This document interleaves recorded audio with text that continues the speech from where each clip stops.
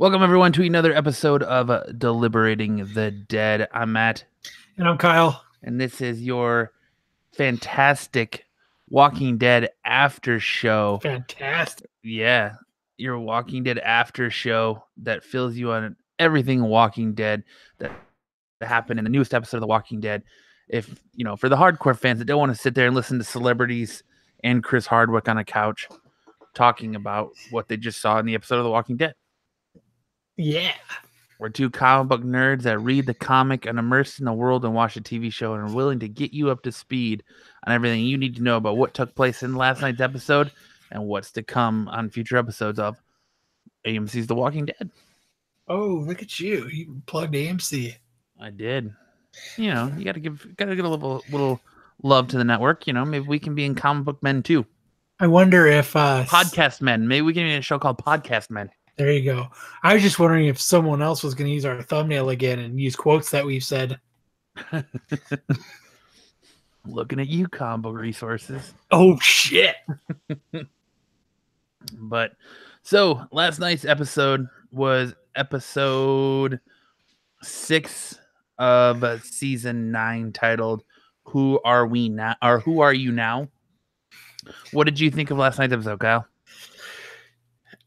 Most of that episode took me by surprise. There's elements of it that were expected and that were familiar, but I would have to say, I was floored at a lot of directions that they're putting The Walking Dead in right now. Yes, there was a lot of it that has also kind of turned me off a little bit. I think some of the relationships are getting a little ridiculous. You saw Father Gabriel straight up bang out Jadis, and hey, look at that! I remembered her name. Straight up bang out Jadis 2 episodes ago, and now all of a sudden he's sitting there, taking Eugene's place with the radio, and straight up fucking French kissing Rosita. Good for him. Taking Eugene's booty, son. I like to take Eugene's booty, son. Taking Eugene's booty, son. So much booty for Eugene. But yeah, so I don't know why they're giving, and it kind of bugs me. Why are they giving Father Gabriel's story to Eugene, or Eugene's story to Father Gabriel, when Eugene is still alive? Yeah, he's like, they've always kind of pushed him aside, and I know, even when it came to making the bullets, they even, last season they'd switched it over and he was doing it for the save, which was a trick, but I don't know. It's weird what they're doing with him. I think they're trying too hard to break away from the comic book. Well, they're not even really breaking away from the comic book at this point. They're just changing things. They're keeping the story relatively the same. They're just doing it with different characters. I mean, I just think that's their break. That's how they're going to break away. I mean, at this point, if Eugene's still there, why are you trying to change his story so much? They're trying to fuck him. I guess. The biggest thing that bugged me about it was, did everybody lose the fucking scissors? Are there no more fucking, no one can give haircuts now in The Walking Dead? Rick leaves, so everyone's like, fuck it. Was Rick long hair for a long time? What are you talking about? What do you mean? What am I talking about? What are you talking about? Daryl's had long hair for a long time. Aaron looked like Rick 2 or 3 episodes ago. He's just keeping the look alive, man. Almost everybody there has fucking, everyone lost the scissors. I don't know. I think Negan's fucking hoarding that shit and keeping his hair short. You think Negan's got them all in his jail cell? Yeah. That was one thing that really bugged me. I was like, did everybody need long hair? What the fuck? You didn't like Carol? You didn't like Carol's Legolas look? No. Everybody kept their hair short except Daryl. And for 9 seasons now, and all of a sudden now they have to fucking not. Come on, give me a fucking break. I think we're at a point now where Daryl's hair just doesn't grow anymore. No. It's just permanently at that length. It's just permanently just a little raggedy. Yeah, Carol's hair is all long and gray, and Daryl's is just a little bit more greasy. It's like, what the fuck? Just put a little bit more grease in there. A little bit more motor oil to sustain him. Which makes me think that Rick was the haircutting police. He made sure everyone kept their haircut. Yep. Carol's getting a little long. He pulled out the ruler and made sure it was high and tight. What do they call it? It's fucking getting your ears raised. Yep. Your ear. I think it's ears lowered. Whatever. But yeah. I mean, other than that, what else did you think of the episode? I thought Judith was a little badass. Little ass kicker, living up to that name, man. Little Rick. Little Rick. That's his RJ. RJ is a character that is not in the comic books, in case everyone was wondering. I'm just gonna call him because Rick and Michonne don't get together in the comic books, and Andrea does not have a baby with Rick. Sad face. I hope Little Rick becomes a rapper. Little Rick. He's gonna be the first rapper. The first rapper in the new world. Little Rick. Little Ricky Dicky Dick. Because I'm Little Rick. Because Big Rick went away on a helicopter. I'm Little Rick because Big Rick exploded on a bridge. We don't know if he's alive or dead. I'm Little Rick, but I got a big dick. There you go. Yeah, little RJ. There's a lot. They're very much. I'm almost feeling now that things are they're being too rushed. I know he complained about The Walking Dead going too slow, but now I'm starting to feel like they're going too fast. Why do you say that? Well, the 2 time jumps now, and so that means that the Whisperers have been wandering around and threatening around for 6 years, which I guess makes sense and could be plausible, but I just feel like now things are getting too rushed. Like they're bringing stuff into the show now that doesn't happen until after the Whisper Wars in the series, or I mean in the comics. Like Eugene in the radio, that happens more towards the end of the Whisper War. You know,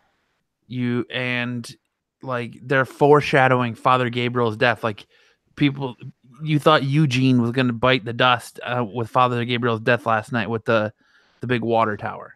Yeah, I almost thought he was going to kick the bucket. You know, and just the stuff that they're doing, they're kind of all over the place and jumping from issue to issue and all over and all around. I like that we got to see the introduction of Magna last night and her group. And they kept it pretty much like the comic books, except they gave her an origin story. Right, they gave her an origin story, which she doesn't. In the comic book, she doesn't have one. She's just, you know, they really don't go into her backstory. You don't really know much about her, and they keep it that way. And they kind of established a backstory for her in the show, which is fine. I'm okay with the fact that they did that. Her and Yumiko are together. You know, they don't come out in the comic. Her and Yumiko are together, and they don't come out and say it in the book or in the show. You know, you kind of get that feeling. But they mention the fair, which is the big thing that kicks off when Alpha in the comic they call it the Fall Festival. Yeah. They call it a fair. And it takes place in Alexandria, where in the show it's clearly going to take place at the Kingdom. You know, which makes me believe that I don't think, because they're doing this festival to try to bring everybody back together.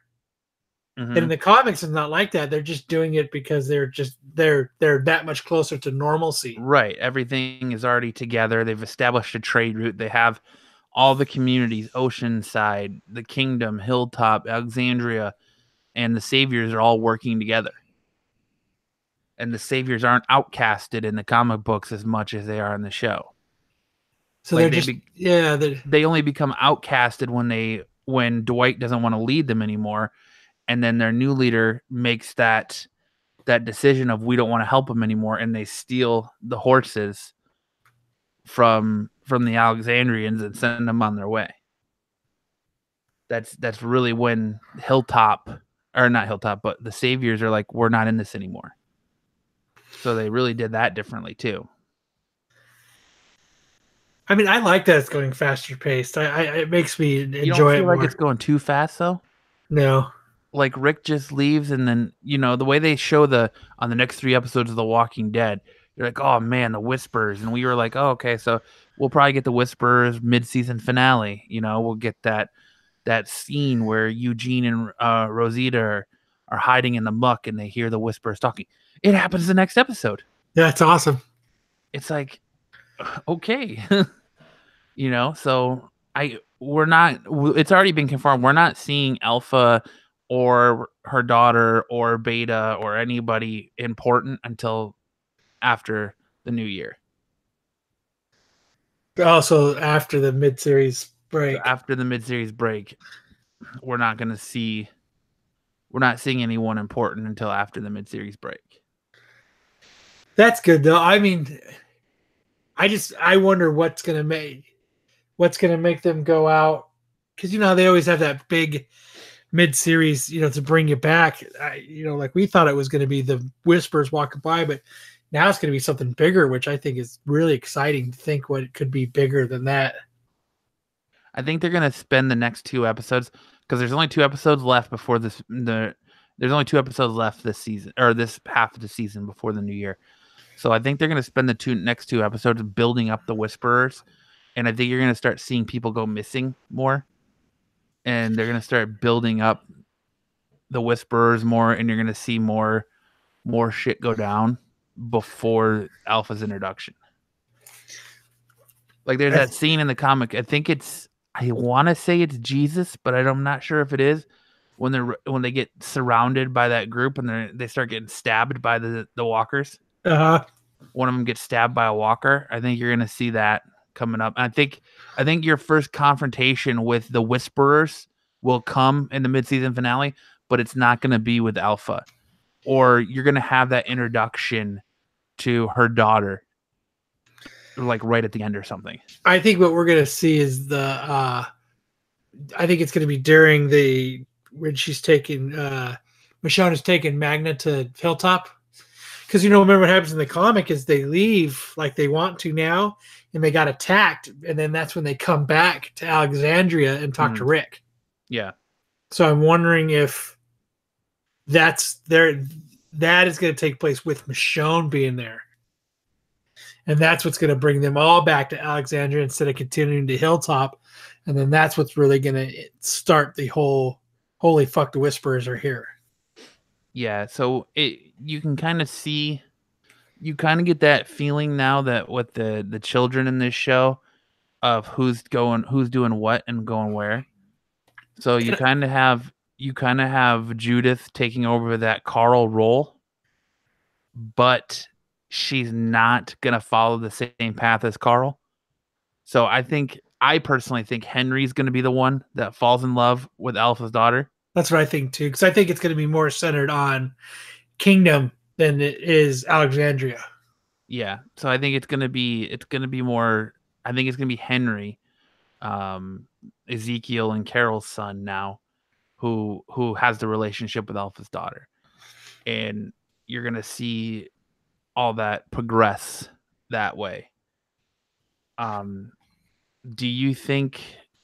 I know it's a little bit in the future and foreshadowing, but do you think Michonne is gonna get Andrea's death? Or do you think they nix that and give it to somebody else now? I bet you they give it to Michonne. Whenever she decides to leave the series? Yeah. I think that's something that's just brewing on the back burner. Yeah, because if they lose too many more people, it's going to be the fucking different Walking Dead. But and then now you have that relationship though. You're seeing that Carl Negan relationship between Negan and Judith, where which is kind of cool. She's trying to have Negan help her with math problems, and she's doing if one jet leaves here at this time and another jet leaves here at that time, and Negan's like, I'm gonna go for option C because that's gonna be one hell of a midair collision. And then he's like, he pretty much drops some knowledge on her. He's like, do you ever think you're actually going to step foot on an airplane or see an airplane again? And she's like, no, probably not. He's like, give me a problem I can work with real time. It should have been if one herd of walkers is walking at 18 miles an hour, you know what I mean? And another herd of walkers left 2 hours ahead, you know what I mean? What time are they going to meet at Alexandria and we have to battle them? And I guess I kind of jumped the gun a little bit earlier too when I'm saying that, oh, well, they're doing things differently with Eugene. They are, but then they're kind of not, because he's still got those feelings for Rosita, and he's trying to confess his love for her as they're running from the horde of zombies. So, because there's that point where he knocks the ladder down as he's coming off the water tower, and he jumps and twists his knee, and then he thinks it's going to be the end, so he starts to confess his love for her, and that's when she kind of like pushes him down a hill. And then they bury themselves in mud.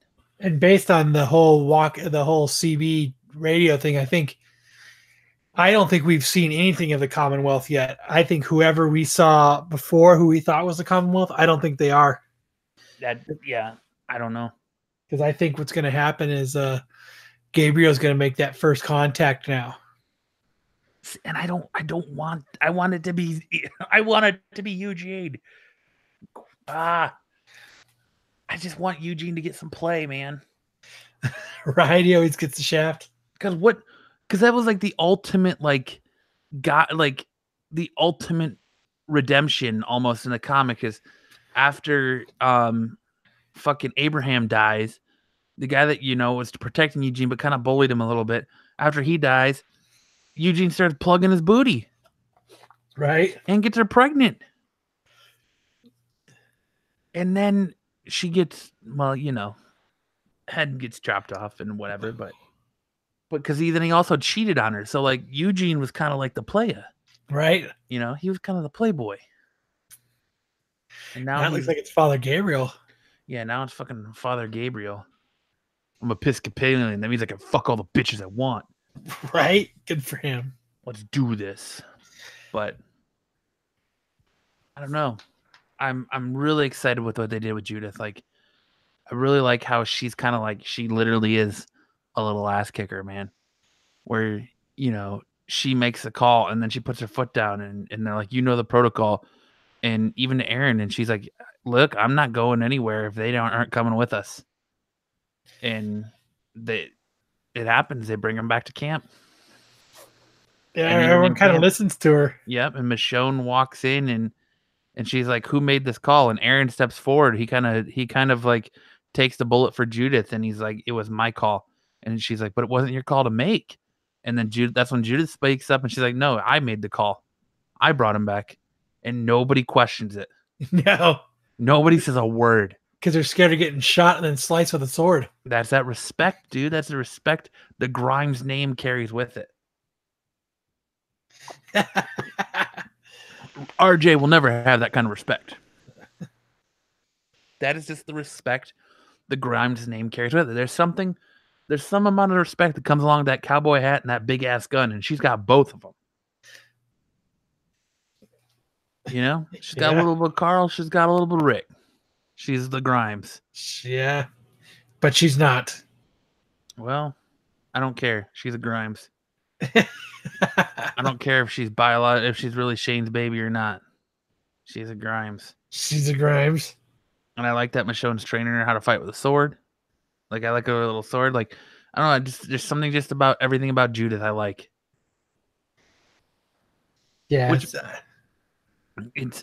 I don't know. I'm okay with that. That's one change that I'm okay with. Like the fact, we sat here last season the whole time. We're like, man, they made a mistake killing Carl. They made a mistake killing Carl. Like, killing Carl was a dumb move. Well, apparently it doesn't look like it. Looks like they had something planned. But I got to give all the credit in the world to this new showrunner, though, because she's definitely made the first 6 episodes of this season feel more like season 1. Well, she had to go through a lot. She had to sift through a lot of shit to try to make something out of it. But she's done a fantastic job. She's still kind of stirring in it a little bit because there's a lot of weeds that she has to get through. But you saw it. I like how storylines progress. Like, you see the little savior baby that Aaron took in is now older and calling him dad. Who's your daddy? You saw Aaron. you saw Aaron has the claw. You haven't seen the claw yet, but you saw that he has the claw attached to his arm. Yep, you saw half of it. So, yeah, I wonder if they'll make Aaron and Jesus get together, like they do in the comic. It'd be easy for him to, what is it, pike him? Yeah. No, not pike him. What's that? What? Peg him. Oh, peg him, pike him. I was like, what? But there's, like I said, there's so much going on right now, and it's handled well. Like it's well paced. It, like I said, it feels more like season 1, where you're caring about. They're reestablishing the fact that you should care about these characters, and in all of this, and like I didn't even really notice Rick was gone that entire episode. You know, it didn't feel like it hurt the pacing of the show to me at all that he's not there. It didn't have to pace the show. It's just the show's just not quite the same. I think it's going to open the show up more for more people and more storylines going forward, and it allows them to dive into newer avenues with him gone than maybe they would have with him still there. But now he's got an illegitimate child out there somewhere. You know, Rick doesn't know that he's got another son out there. He's got a little Coral Jr. He's got little Rick. Yeah, RJ. Rick Jr. Rick Jr. And that was a different surprise. Like I didn't expect to see that.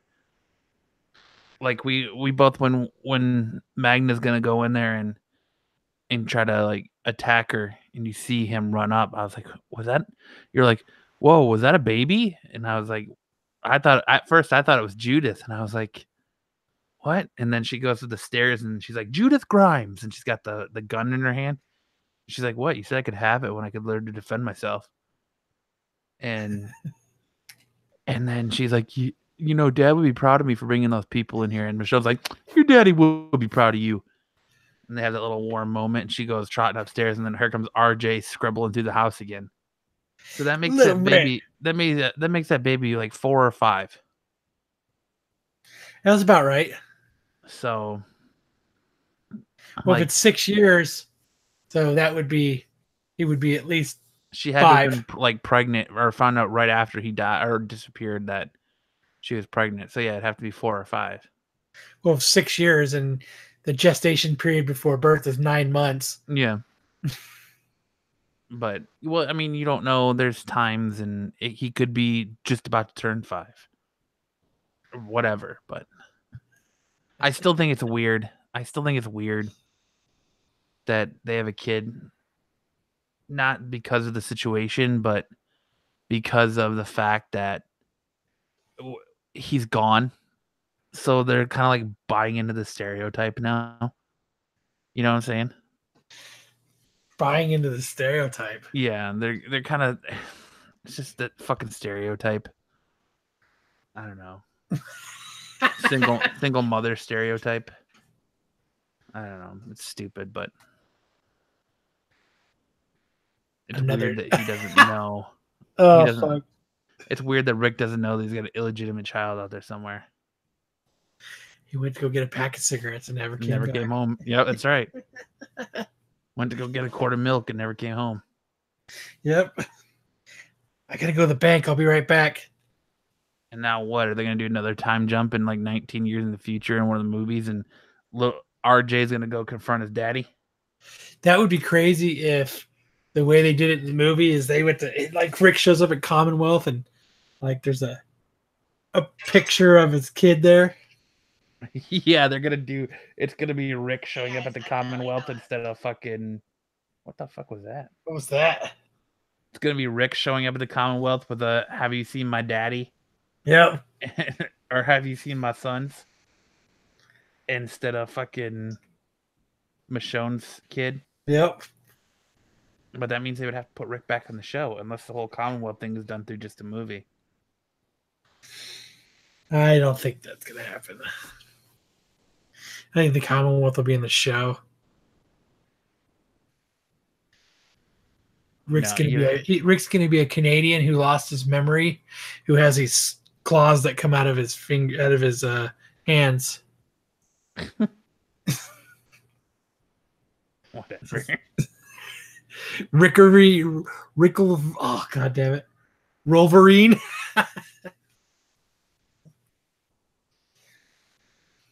That's what's gonna happen. Jeff says in the chat, shouldn't RJ have the last name of Snow since he's a bastard? Yeah, this was Game of Thrones. He's a bastard. His daddy's still alive. He just went for some milk on a helicopter. Nobody knows that, though. Nobody knows that. He's gonna be getting with Jadis now. Yeah, right. He's gonna go have a whole new family, entirely new family. He's franchising. Yep, there you go. He's about to have hoes in different area codes.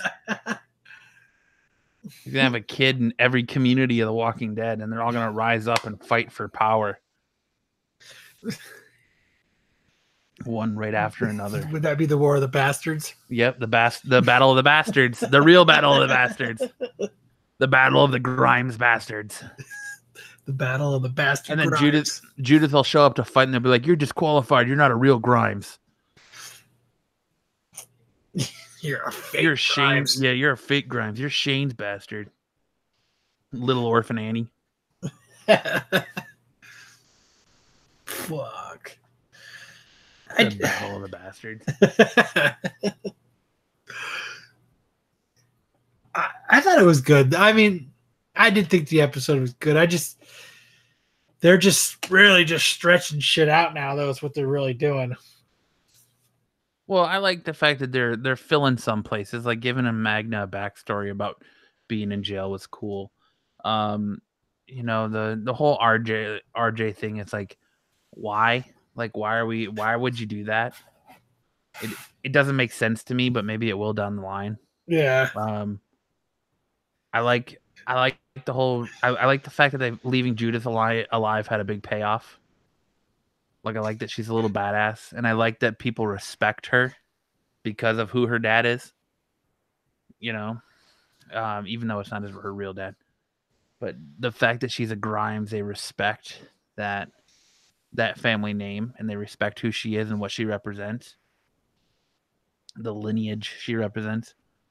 I mean, I like the fact, and this is just a shot at you. I like the fact that you want to make a point about everybody's hair like getting longer and nobody has scissors, but you don't make it don't say a word about how Ezekiel's feather progressively got bigger through the last 3 seasons until where now it's like so massive it can barely fit in his hair. Well, I just figured he was adding water to it. Jeff says in the chat, thought it was a little slow until Carol had the cookout. Yeah, I liked that too. That was kind of shades of Terminus right there.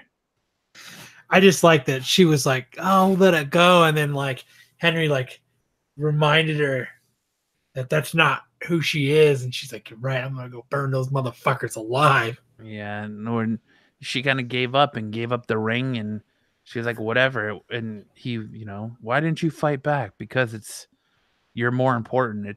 That stuff's not important to me. And he kind of you used to be the. He's like, "Well, what happened to you?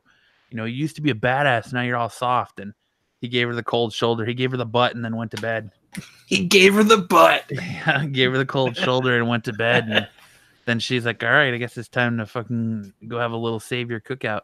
She invited the saviors over. Short-haired Carol's gonna be back. Yeah, she's gonna cut her hair and get her badassery back.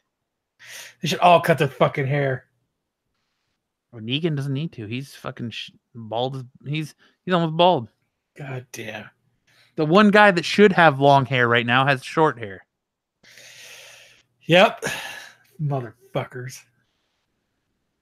So I wonder if we'll see Negan beg. Well, obviously we're not going to see Negan. That's one thing they skipped was Negan begging Magna and trying to tell Magna that they were torturing him and keeping him prisoner there. Like she decided to go after Michonne and bypass that whole thing. Yeah, It's so weird that they're taking her to Hilltop. I thought that was weird too. That's why I Instead think of- the Whispers are going to The whiskers. intervene. The whiskers are gonna tickle him. The Whiskers. The whiskers They're gonna rub their legs. I think that's what's gonna happen. That's why I thought that. That's why I said I thought the Whispers were gonna intervene on the way to Hilltop Maybe. with Michonne, and that's what's gonna bring them all back to Alexandria. Or I think they're gonna run into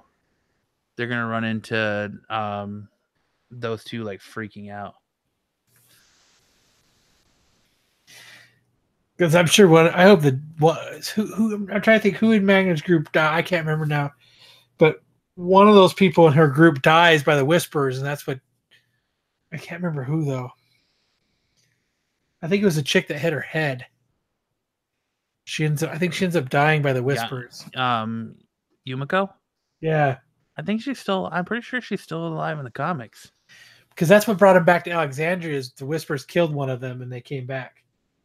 Yeah, but I thought it was one of the people that I want to say that it was fuck. I want to say that it was Jesus that was attacked. It was Jesus and someone else. Yeah, but someone in her group actually gets killed. In Magna's group, one of them dies. That's what brings them back to Alexandria. In the comic, that's what brought them back to Alexandria to talk to Rick and make them actually stay there. Because remember, they did the same thing in the comic that only Magna wanted to be there. Everybody else wanted to leave. So she ended up leaving with them, and then one of them got killed by the Whispers, and they came back. Let's find out. Shall we? So, but yeah, they appeared in issue 130. I think what they did was all the scissors. I think they melted them down to help make more wagons. Yeah, they melt them down to make more wagons. To make nails and shit. To make more steel, yeah. So then everybody had to grow their hair out. Yeah, right. And then Ezekiel just grew his feather out. Next episode is going to be dragging on the ground. Okay. So the Whispers are first seen following Marco and Ken. Later, Marco tells his fellow survivors that the undead are whispering to him, and his cohorts do not take him seriously. Later, after a search party is sent to look for Ken, the Whispers ambush Dante and two more men of the search party. They brutally stab the two men to death and keep Dante hostage. So it isn't Jesus, it's Dante. Oh no, there's Jesus. So they are later seen following Paul Monroe, who is Jesus, that's Jesus, and a security party who are searching for a mysteriously missing patrolman. Fearing the unknown, they begin to head back, but are attacked by the Whispers. Two men are brutally killed, and another one is severely injured. Surrounded, Paul manages to beat the odds and kill all but one, who he keeps as a hostage after the skirmish. Paul heads off to the Hilltop colony, where he brings Darius to be held, and where he brings the captured Whisperer to be interrogated. At the Hilltop, Paul unmasks a wanderer Whisperer, who is revealed to be a 16-year-old girl. The girl introduces herself as Lydia and answers all of Paul's questions straightforward. She tells Paul that the Whisperers do not harm the undead and instead live among them. Carl is then placed in a cell next to hers as Maggie Green brings Paul out to alert the others of the talking dead. Lydia grins as she begins to have a conversation with Carl. So we're going to see Lydia in the mid-series finale.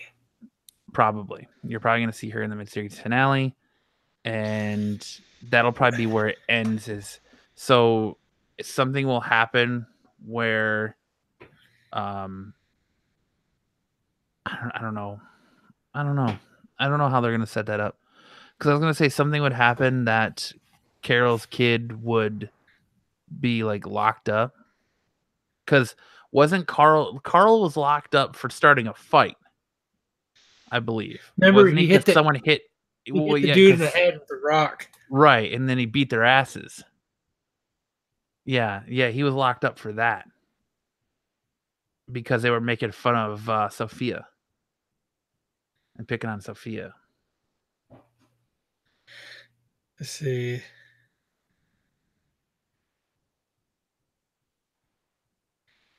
So what's the outcome of the shootout at the campsite? Shootout at the campsite. You mean the last episode before? Oh, that's what Jeff just asked in the chat. He says, so what is the outcome of the shootout at the campsite? I don't remember what shootout you're talking about.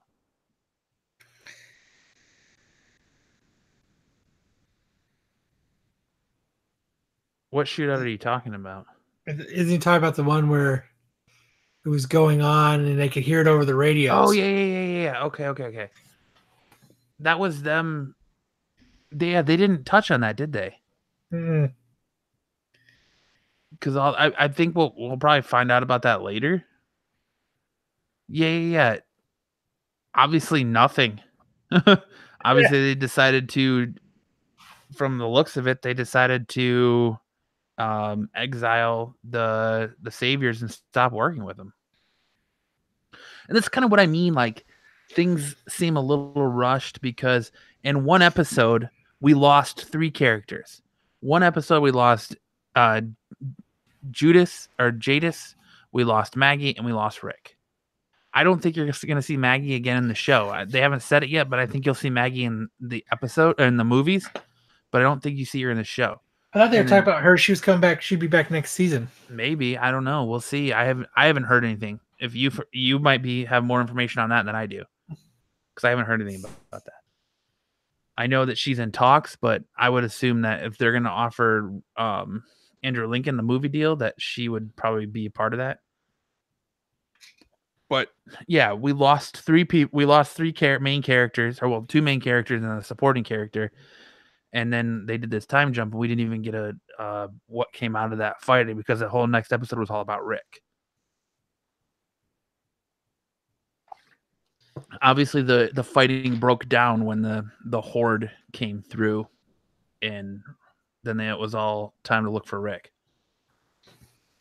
So I don't know. Yeah, Maggie really got brushed off on her last episode. She was very much out of the spotlight. Yeah. I think that I think something's gonna happen where it might even be Henry gets in a fight with other people at Hilltop and they lock him up, and then he ends up in the cell next to Alpha's daughter.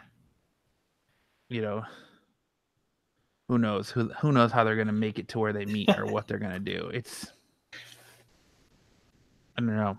Lydia, I think you'll see Lydia. You're gonna see Lydia, I think, at the mid-season finale. They say you're not gonna see any of these people until next year. I know Alpha and Bravo or Alpha and Beta you're not gonna see for sure till next year. But I think I think it's a curveball. I think you're gonna see Lydia in the mid-season finale. It would make sense. How they're gonna do it, I don't know. But I guess we're gonna see. We're gonna see what happens. Yes, we will in the next 2 episodes. Yeah, and like I'm thinking, man, they got so much to do, but it is only 2 episodes. It's only 2 episodes till the mid-season finale, or well, 1 episode till the mid-season finale. With the way it's going, Walking Dead left. I'm hoping that they keep the next 2 an hour and 20-minute episodes to keep everything going on that's going on.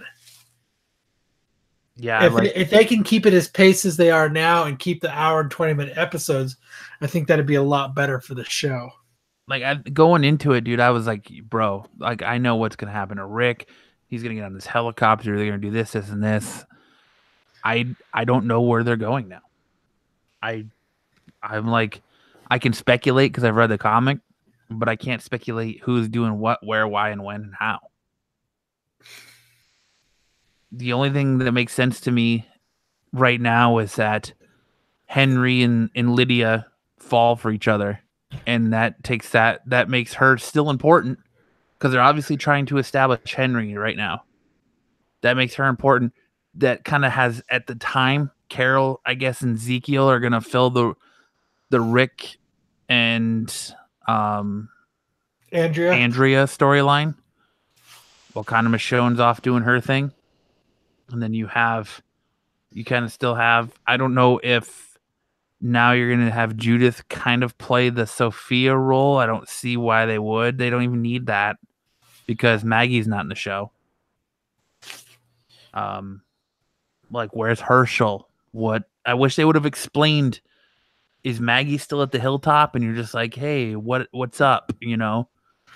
Is she just running things in the background? Did she go away with that woman who offered her stuff? There's a lot of, like, that's what I'm saying, is that I feel like things are going so fast now that there's so many unanswered questions, and hopefully at some point they double back and we get an answer for them.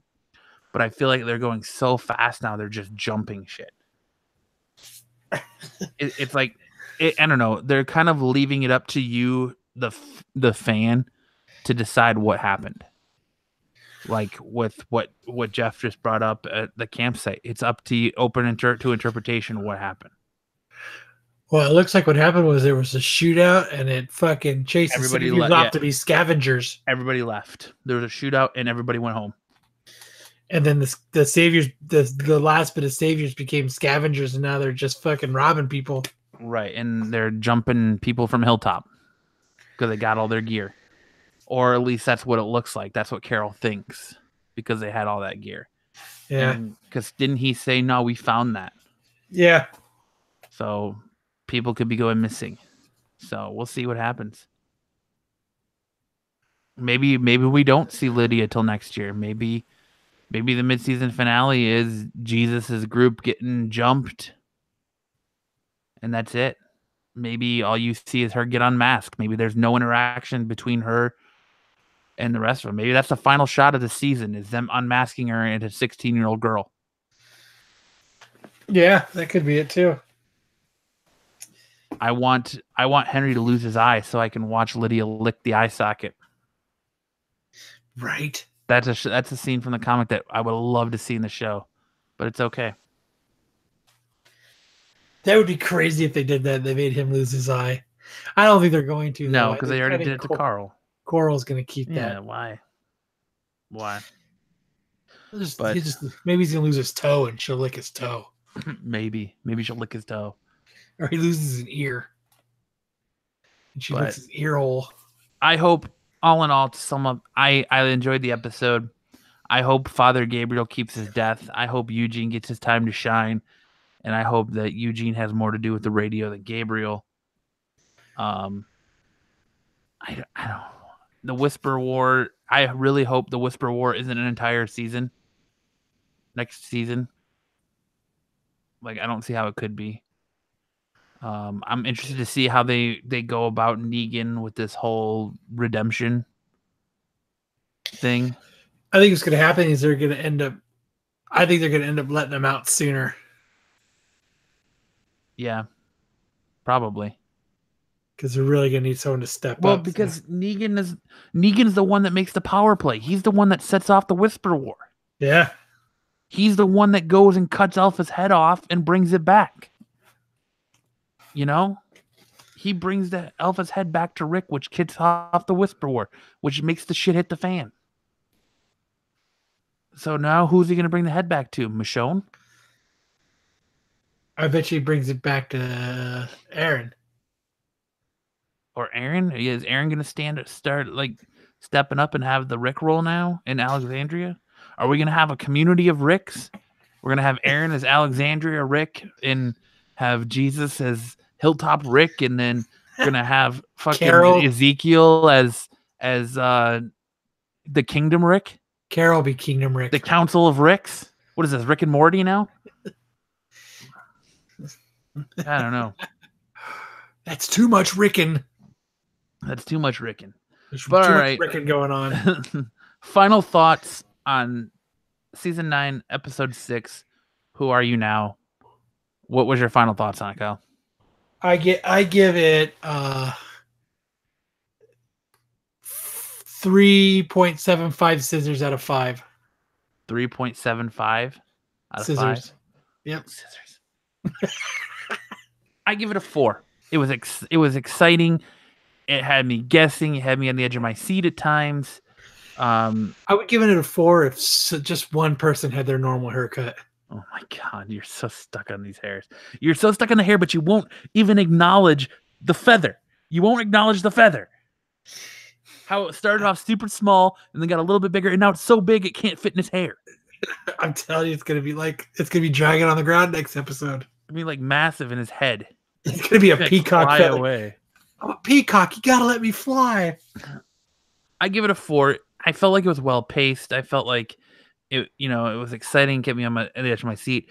There are things I didn't like. I don't like I don't like the introduction of RJ, just because I feel like now that's like a thing. Like Lori left the show and Rick's got a daughter now, Rick was in a coma and he got shot, and you come back and Lori's pregnant. Now you get Carl, and now, Rick goes away, and oh and behold, he left behind another kid. It's like Rick left behind 2 kids now. RJ and Judith. Hey, you're good at something, keep doing it, right? The whole Judith being there is intriguing to me because she dies in the prison in the comics. She doesn't even make it this far. And the fact that she's a little ass kicker is awesome. You don't really see much Daryl. You see Daryl at the beginning of the episode where he stabs a fish and then breaks his stick and stabs a walker in the head. And then you see Daryl at the end of the episode where, Carol rolls up and she's like, "Hey, stranger, need a ride?" That's pretty much all you see of Daryl. I want to see his interaction with Judith and I want to see what he has to say to little ass kicker. I want a little bit of glimpse of why he's like a nomad. You know what I mean? He just out wandering around. Like what happened that he, because I thought he was going to be taking a big role here, and it didn't seem like he's going to have one. He still might. Maybe he felt like after he lost his brother and Rick that maybe he feels responsible for what happened to Rick because he tricked him. It is kind of Daryl's fault they fell in that fucking hole. It is kind of Daryl's fault that those walkers got so close. Maybe he feels responsible and feels like he needed to exile himself from the group. Where's Oceanside in all of this now? We have unanswered questions. Yeah, because that should be kind of addressed too, because that's 6 years of, because the last thing that we got left off with Oceanside was they were killing the saviors. Yep. They kind of just, maybe that's part of the time jump so they don't have to explain a bunch of shit. Maybe it's water over the new bridge. There is no new bridge. Remember, they showed it. It's all exploded. Yeah. So I don't know. It's all exploded, bro. I do like the pace. I do like the pacing of. I like that it's fast paced. There's a lot going on, so it doesn't really bug me a whole bunch that they're leaving out huge fucking plot hole details. Yeah, I don't know. We'll see. I bet you it comes back around. They'll probably do like a fucking out of the ordinary. Doesn't need to be there in the. Like 2 episodes into the like a fucking season. What's his name? Like a fucking what's his name episode? God damn it, he's on Fear the Walking Dead now. Fucking Morgan episode. Yep, that's what's gonna happen. Where it's just out of place, no need for it, just random Morgan centric standalone episode.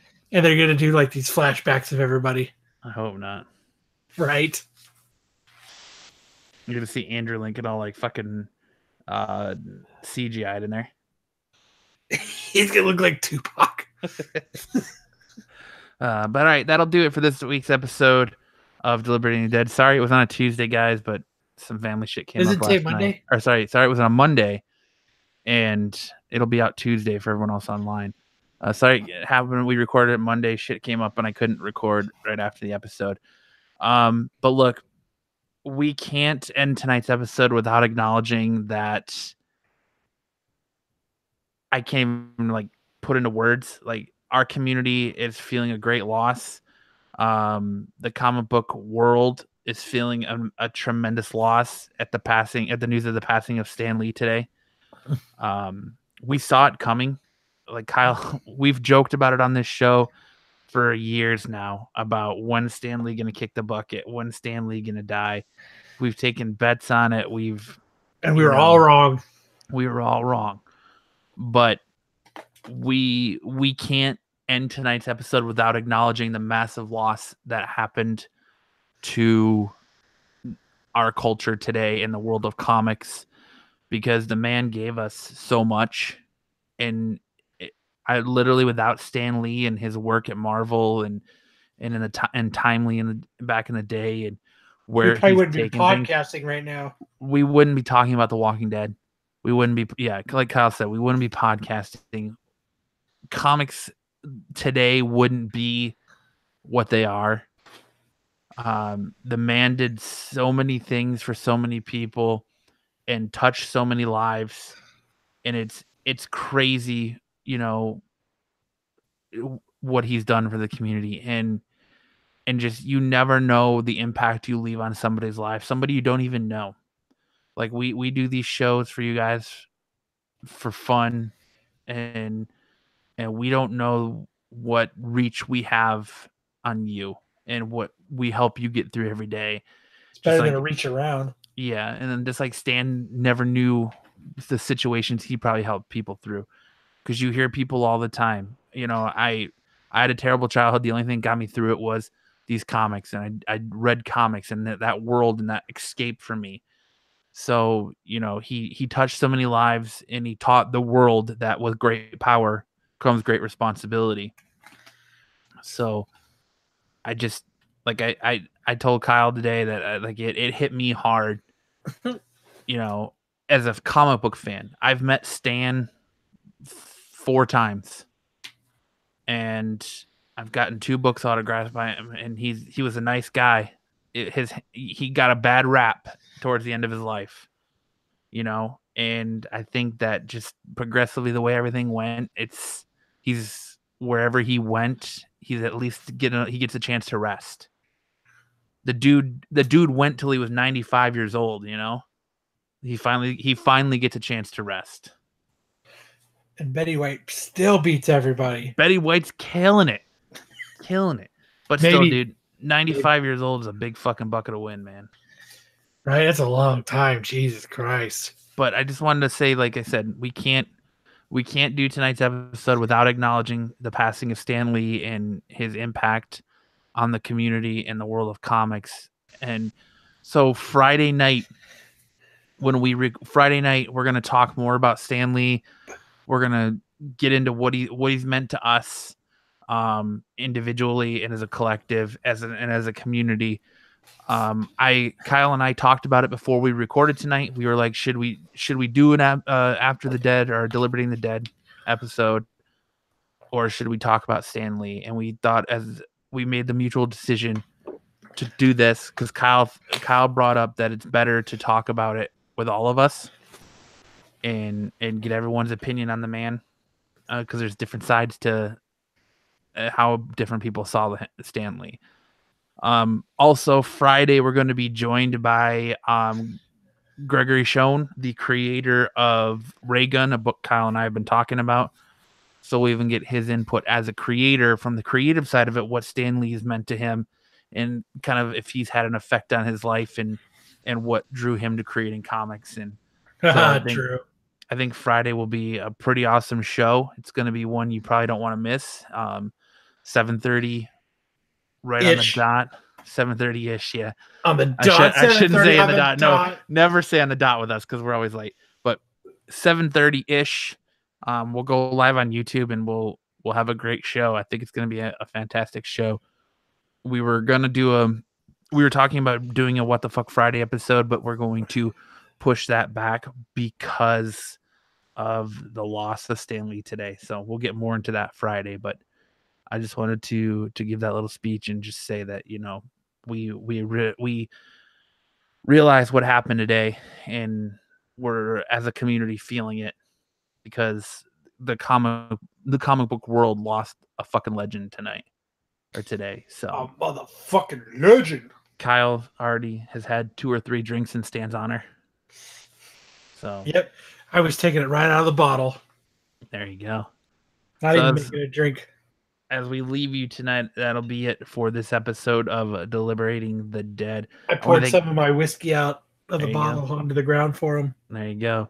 I want to thank everyone who joined us on YouTube tonight. I know it was kind of preemptive and out of the norm, but I want to thank everyone that joined us on YouTube. I want to thank everyone who downloads this podcast each and every week. We definitely appreciate you more than you'll ever know. If you're watching the replay on YouTube, please make sure to like and subscribe. Hit that bell, that notification button, so you get the notifications of when we go live to do our live shows. And be like Jeff tonight and so many others that joined us in the chat. We're a very interactive show. We love your input. We love your chats. We read them on the show, as you can tell. It's a great time. If you listen to us on your favorite podcasting application, make sure to hit that subscribe button and leave us a review. It helps us in the podcasting standings.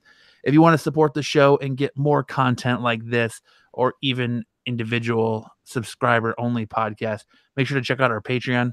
That definitely goes a long way to helping out the show and getting new equipment, so we can maybe help Jose get a mic so he doesn't fucking click. That's so annoying. But yeah, so, and if you want to get an Absolute Geek shirt, they make great Christmas gifts for the person in your life. You can do that through the Absolute Geek store.